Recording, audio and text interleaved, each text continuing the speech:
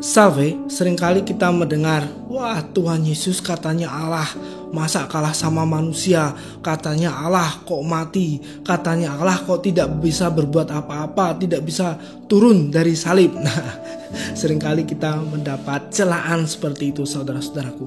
Nah, ini bukan di zaman sekarang aja, dari dulu pun sudah.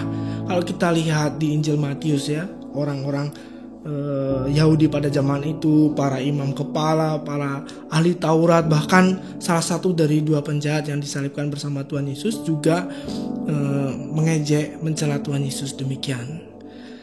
Saudara-saudaraku yang terkasih, banyak orang yang berpikir Tuhan itu pasti bisa melakukan segalanya, ya. Pasti untuk menyelamatkan diri dari salib pun bisa. Itu pula yang mereka tunggu-tunggu pada zaman itu. Tetapi apa yang mereka pikirkan, apa yang mereka tunggu itu tidak terjadi. Bahkan Tuhan Yesus wafat di kayu salib.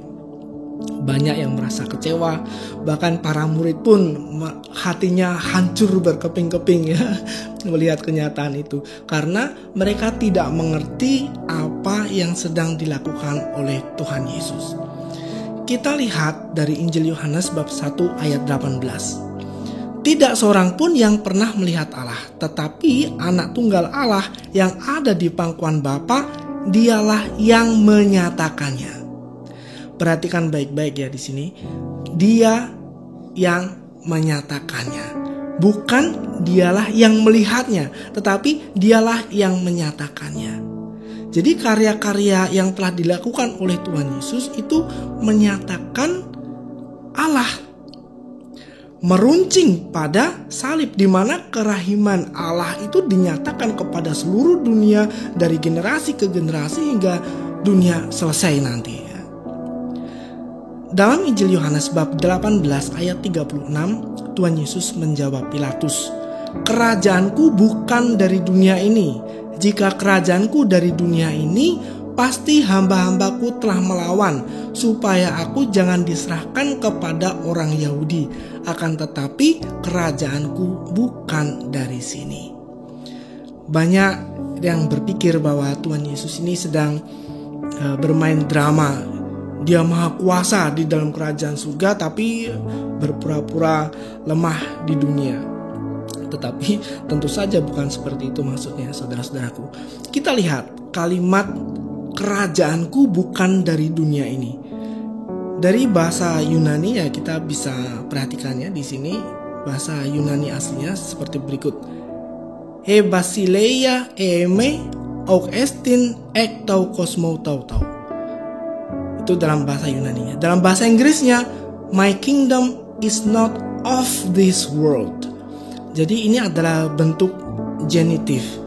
Jadi bukan bicara tentang suatu keberadaan, suatu tempat, tetapi lebih kepada asal, sifat, cara berpikir, bereaksi.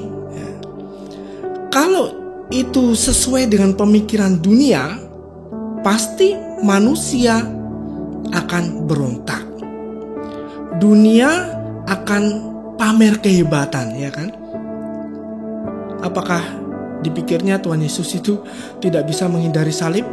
Tidak bisa turun seketika itu juga dari salib? Tentu saja bisa, dan kenyataannya di Alkitab tertulis kan, banyak kesempatan bagi Tuhan Yesus untuk menghindari salib, tetapi itu tidak dilakukan oleh Tuhan Yesus.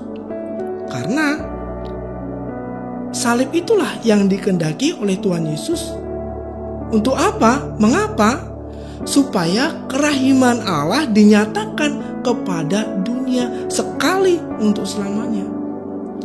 Jika Tuhan Yesus memberontak, turun dari salib, dan menunjukkan kuasanya yang maha besar, ya, maka dia hanya akan menampilkan wajah Allah yang berbeda. Dan yang demikian inilah yang dilakukan oleh kerajaan-kerajaan yang berasal dari dunia. Kerajaan-kerajaan dunia itu tidak dilakukan oleh Tuhan Yesus. Karena Tuhan Yesus sedang menyatakan Bapa. Inilah wajah Allah yang Maha Rahim, yang ingin menyelamatkan kita semua. Dan Tuhan Yesus ingin supaya kita mengikutinya, memandang wajah Allah dan mencerminkannya dalam hidup kita sehari-hari.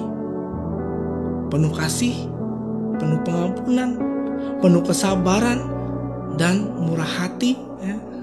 Jadi jangan sampailah kita ikut kerajaan dunia yang penuh amarah, dendam, kebencian, sedikit-sedikit perang. Karena apa? Karena mereka mengikuti Allah-Allah buatan dunia ini. Ya, semoga ini bisa dimengerti dan membantu iman kita untuk bertumbuh. Jadi bukan Tuhan Yesus itu tidak bisa berbuat apa-apa, tetapi justru itulah tujuan Tuhan Yesus datang ke dunia ini. Tuhan Yesus memberkati.